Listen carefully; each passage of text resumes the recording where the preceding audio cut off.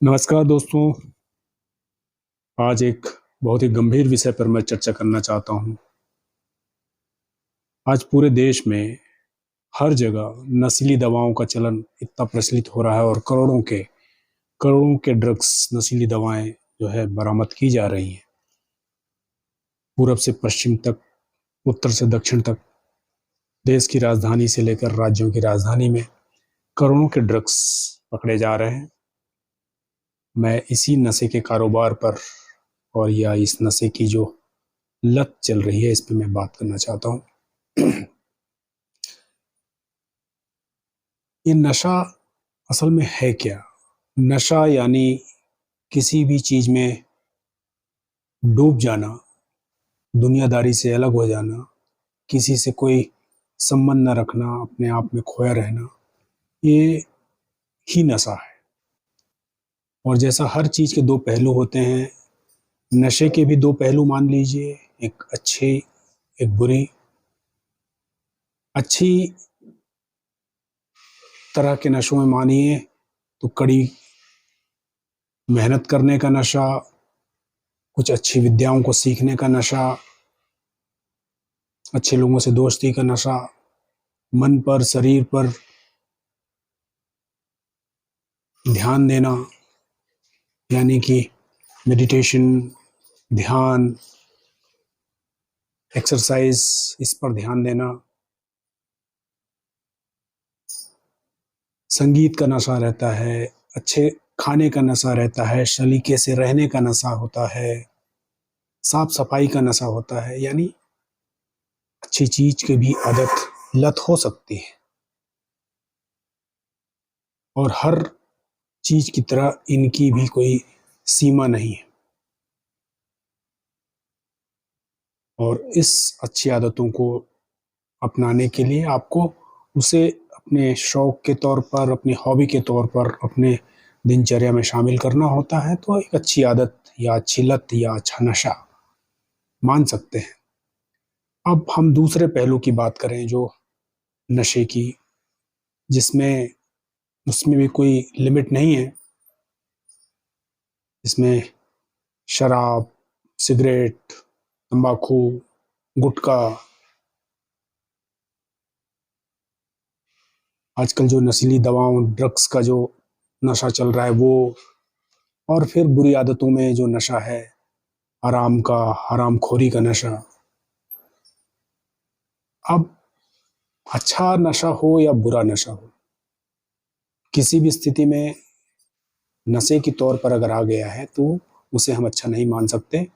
खासकर तब जब वो नशा सामाजिक ताने बाने को खराब करता हो, सामाजिक या कानूनी सीमाओं का उल्लंघन करता हो। आप कड़ी मेहनत के आदी हों तो उसके चलते न खुद पर ध्यान दे पाते हैं, न परिवार पर ध्यान दे पाते हैं, न सामाजिक व्यवस्थाओं पर ध्यान की अनदेखी करते हैं।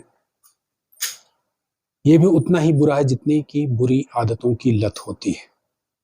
आपका खुद पर नियंत्रण ना रहे, आप पर सामाजिक व्यवस्थाओं का जोर न चल पा रहा हो, यही नशा है। और इस नशा में जो एक मात्रा है, आ की मात्रा, उसको आप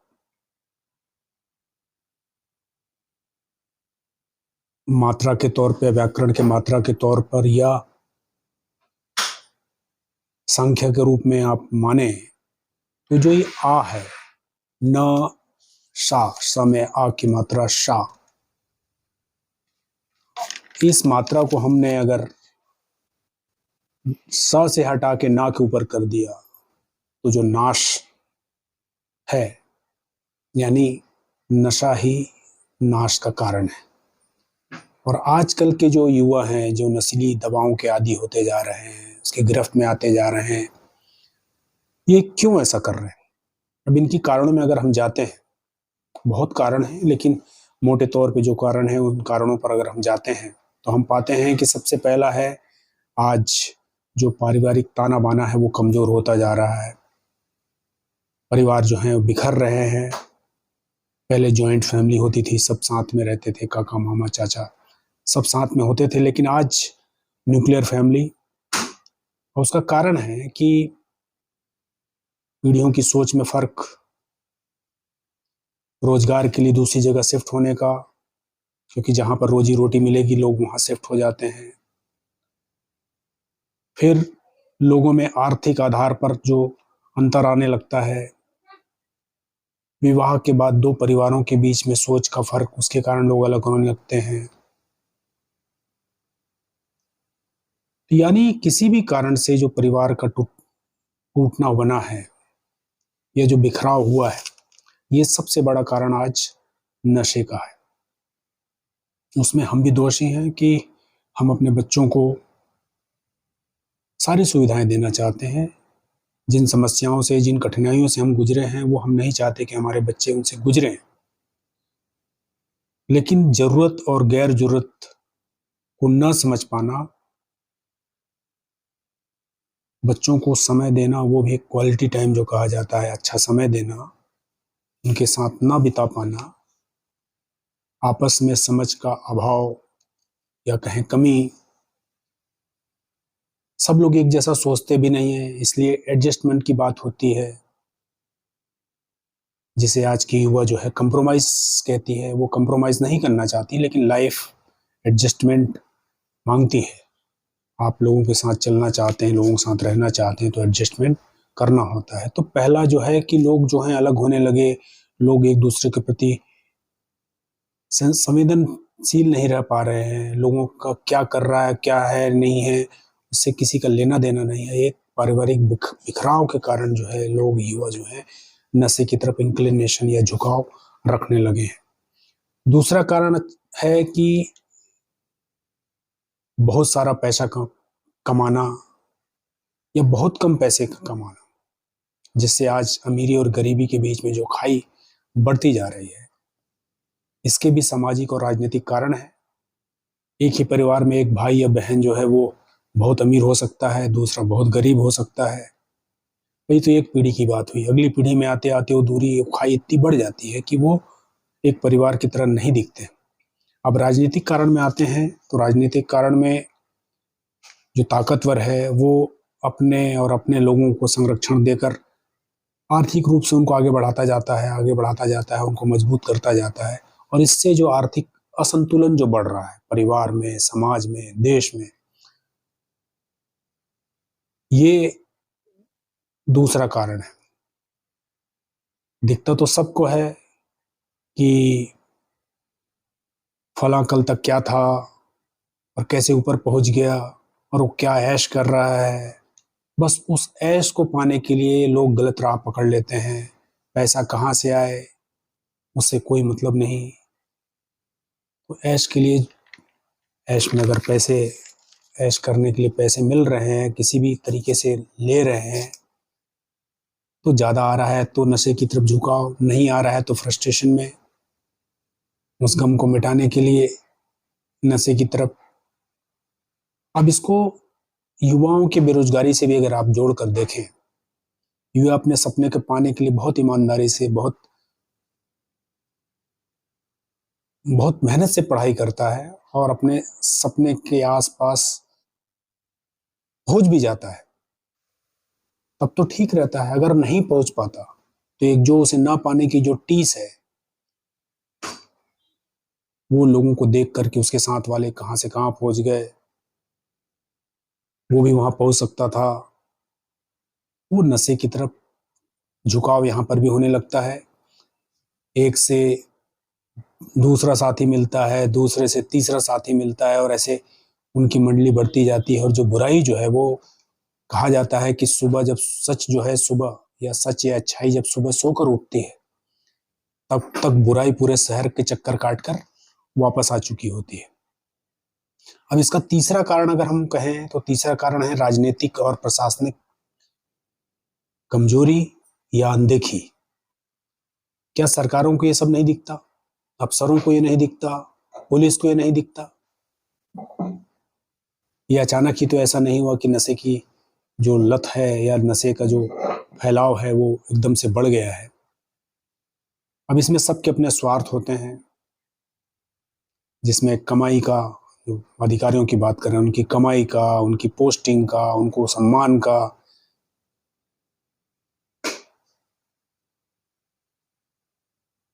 तो जिम्मेदारियों से तो आप बड़े अधिकारी बन गए, लेकिन आप जिम्मेदारी ना निभा के इन चीज़ों पे, कमाई, पोस्टिंग और सम्मान के कारण आप चीज़ों को अनदेखा करने लगते हैं, जिसकी जब ये नौकरी लगती है या जनप्रतिनिधि बनते हैं तो जिस चीज़ की वो शपथ लेते हैं शायद उसी दिन उसको अपनी तिजोरी में बंद कर देते हैं और जिस चीज़ की शपथ लेते हैं उसे भूल जाते हैं, लग जाते हैं फिर इसी दौड़ में, पैसे की, पद की, प्रतिष्ठा की दौड़ में लग जाते हैं। कहा जाता है, पुराने जमाने से कहा जाता है कि अगर एक थानेदार आ जाए तो उस पूरे क्षेत्र को वो सुधार सकता है अगर वो चाह ले तो। एक ईमानदार और सख्त अफसर अगर जिले में आ जाए तो वो कलेक्टर के तौर पे आ जाए या एसपी के तौर पर आ जाए तो पूरे जिले की कानून व्यवस्था को वो चाक चौबंद कर सकता है। एक ईमानदार और नैतिक जनप्रतिनिधि अगर आ जाए तो पूरे क्षेत्र को नैतिक कर सकता है, क्योंकि वो एक आइडल होता है, एग्जाम्पल होता है। और क्या करें, सबको नशा है पैसे कमाने का, रुतबा दिखाने का। रुतबा भी किसका, मंत्री के, उससे बड़े मंत्री के, मुख्यमंत्री के, प्रधानमंत्री के साथ उनके सानिध्य में दिखने का। ये नशा आपको गलत रास्ते पे ले जाता है और उसके कारण जो आप में अहंकार या जो पैसा आपके पास आता है, प्रतिष्ठा आती है, जिसके कारण लोगों को आसानी से सब चीज अवेलेबल हो जाती है, जिसमें कि नशे के पदार्थ भी होते हैं। तो ये तीन चीजें हैं, परिवार का बिखराव, दूसरा जो है अमीर और गरीब के बीच में खाई है उसमें बेरोजगारी मान लें, और तीसरा है राजनीतिक और प्रशासनिक स्तर पर अनदेखी या उनकी कमजोरी। तो चलिए इसके उपाय के बारे में बात करें। तो उपाय कैसे कर सकते हैं, एक उपाय करके देखिए। आप किसी भी गली में चले जाइए, वहां पर जो कचरे का ढेर है उसमें आप देखिए बीड़ी सिगरेट के ठूंठ मिल जाएंगे आपको, गुटखे के, तंबाकू के पाउच के खाली पाउचेस मिल जाएंगे आपको, शराब की खाली बोतलें मिल जाएंगी आपको, नमकीन के खाली सैसे आपको मिल जाएंगे, खाली प्लास्टिक के आपको गिलास मिल जाएंगे। यानी इससे स्पष्ट होता है कि वहां पर ये नशा किया जा रहा है। कम ज्यादा थोड़ा बहुत ये तो चलेगा, लेकिन अब इसकी शिकायत करिए। आप शिकायत करने से शुरुआत कर सकते हैं, लेकिन इसके लिए भी तैयार रहिए कि आप सबसे बुरे आप ही बनेंगे, क्योंकि जहां आप शिकायत कर रहे हैं वहां से उन लोगों को ये बता दिया जाएगा कि आपकी शिकायत फला व्यक्ति ने की है। तो इसके लिए तैयार रहिए। और बुरे बनने का डर लगता है या लोगों को सुधारने का या समाज में सुधार लाने का, ये दोनों को आपको चॉइस करना होगा। चॉइस ऐसा कि आप शिकायत करते हैं तो बुरे बनते हैं, लेकिन आप समाज को एक रास्ता दिखाना चाहते हैं तो आपको आगे आना होगा, जिम्मेदारी लेनी होगी, शिकायत करनी होगी, गलत काम को गलत कहना होगा, वरना जो है आने वाली पीढ़ी और बदतर स्थिति में चली जाएगी। आप कोई भी हों, कितने भी ताकतवर हों, कितने भी पहुंच वाले हों, पैसे वाले हों, जैसे जैसे अराजकता बढ़ेगी, कोई भी जिसमें आप भी हैं सुरक्षित नहीं रहेंगे। अभी हाल फिलहाल में आपने कई देशों के जो हमारे पड़ोसी देश हैं उनके बारे में, श्रीलंका देखिए आप, बांग्लादेश देखिए आप, जैसे अराजकता बढ़ी वहां पर राष्ट्रपति को भी देश छोड़कर भागना पड़ रहा है। तो वो अराजकता की स्थिति इन्हीं से आएगी। लोग बेरोजगार होंगे, नशे पे जाएंगे, किसी के सुनेंगे नहीं, कानून व्यवस्था को कुछ समझेंगे नहीं, जो उनको संभालने की जिनको जिम्मेदारी है वो उन चीज़ों को अनदेखी करेंगे अपने व्यक्तिगत स्वार्थों के लिए। तो शुरुआत जो है आमजन करे, पर यह भी कहावत है कि गंगा गंगोत्री से ही साफ होती है, यानी ऊपर से सफाई होना जरूरी है। बड़ा काम, बड़ी जवाबदारी हमें हमारे जनप्रतिनिधि हैं, प्रशासनिक अधिकारी हैं, पुलिस की है कि वह शिकायतों को सुने, उस पर कार्यवाही करे ईमानदारी से, कानून के हिसाब से। गली कूचे सुनसान जो इलाके हैं वहां पे स्वयं जाकर देखें, गश्त करवाएं, काउंसलर रखें जो युवाओं को समझा पाएं कि नशे से कैसे बचा जा सकता है। जैसे शराब, सिगरेट, गुटखा, इन पर लोग सरकार रोक लगाए, माना कि इससे सबसे ज्यादा रेवेन्यू सरकार को मिलता है, लेकिन ये इसने पूरी पीढ़ी की पूरे समाज को, पूरे देश को बर्बाद करने का जो एक ट्रेंड चालू किया है। इसलिए शराब, सिगरेट और गुटखा पे तो तत्काल बैन होना चाहिए। ये जो नशे के जो सौदागर हैं, असल में आप छोटे मोटे जो नशे के कारोबार करने वाले या बिचौलियों को पकड़ लेते हैं, लेकिन जो इनके पीछे जो बड़े लोग होते हैं उनकी अनदेखी की जाती है। तो ये छोटे मोटे को पकड़कर उनके ऊपर एक्शन लेने की नौटंकी को बंद करना चाहिए।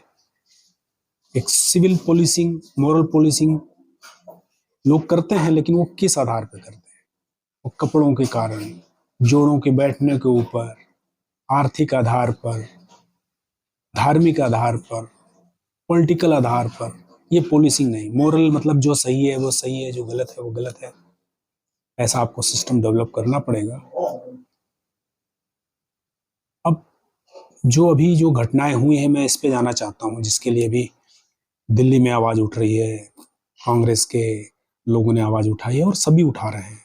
मध्य प्रदेश में जो विधायक हैं सत्तारूढ़ पार्टी के, उन्होंने नशे के लिए बोला है। माननीय प्रदीप पटेल जी मऊगंज विधायक, कैलाश विजयवर्गीय जो इंदौर के हैं, मंत्री हैं, वरिष्ठतम नेताओं में हैं मध्य प्रदेश के भाजपा के, गोपाल भार्गव जी हैं, बिश्नोई जी हैं, इन लोगों ने आवाज उठाई है, नशे के खिलाफ ही आवाज उठा रहे हैं।